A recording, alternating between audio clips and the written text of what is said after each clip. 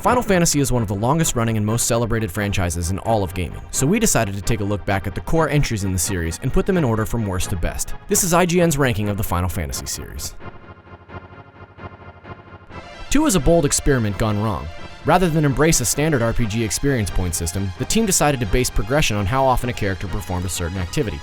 It was a workable system, but it wasn't a lot of fun. Despite a fascinating opening, the combat weirdness ruins the pacing, and the whole game now feels more like a historical oddity than anything you'd actually want to play. 8 had a very tough act to follow, and is often looked upon as a black sheep in the series.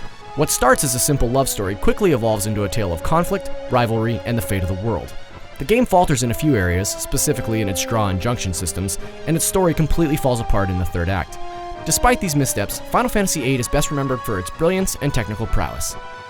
13 marked the franchise's much-anticipated PS3-era debut, but many fans felt it couldn't quite live up to the hype. While it's the most graphically impressive entry in the series, 13 was considered by many to be too linear with a convoluted story. Despite that, Lightning is among the most iconic FF protagonists, and the Paradigm system was a smart new take on classes that allowed for fast-paced changes during battle. The first Final Fantasy for the PlayStation 2 represented the next level in graphical achievement. The game broke ground by getting rid of the series' traditional top-down world map and introducing continuous areas that felt real and immersive. Despite a charming love story and memorable soundtrack, Final Fantasy X's ease of combat and questionable voice acting left some fans disappointed. But its graphical advancements and solid combat mechanics were a milestone for the series.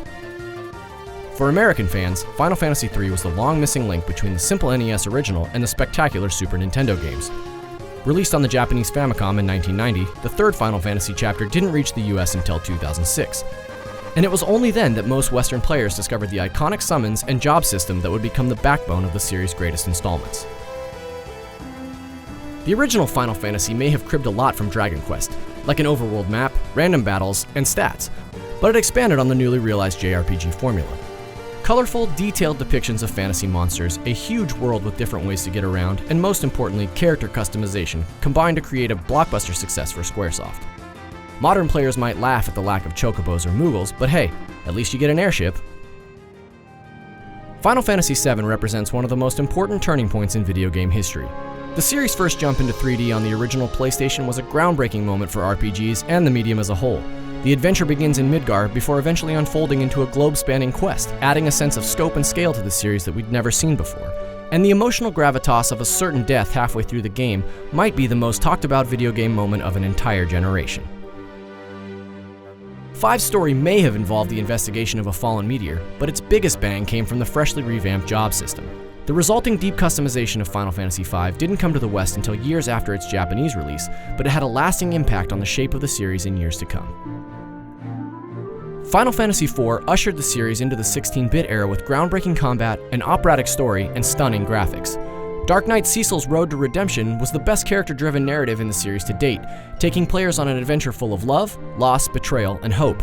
FF4's true crowning achievement, however, was the active time battle system, which would become the golden standard for the next 5 entries in the series.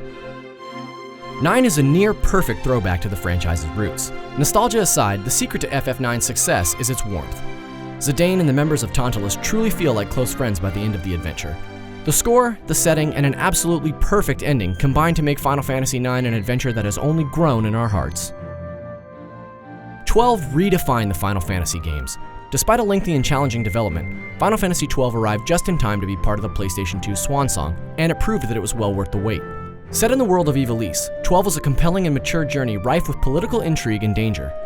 Deep character customization and an intuitive battle system helped set the stage for the next generation of Final Fantasy games.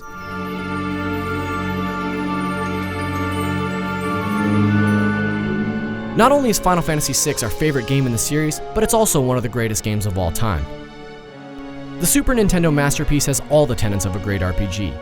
A massive roster of characters, including some of the most memorable heroes the genre has ever seen, an amazing and thoughtful story, a score by Nobuo Uematsu that made the most of the SNES hardware, and of course Kefka, one of the best villains in video game history.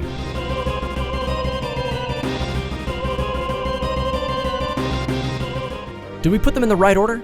Is your favorite ranked high enough? Let us know, and be sure to check out our other Final Fantasy features and retrospectives. And of course, for all things Final Fantasy, you're already in the right place, IGN.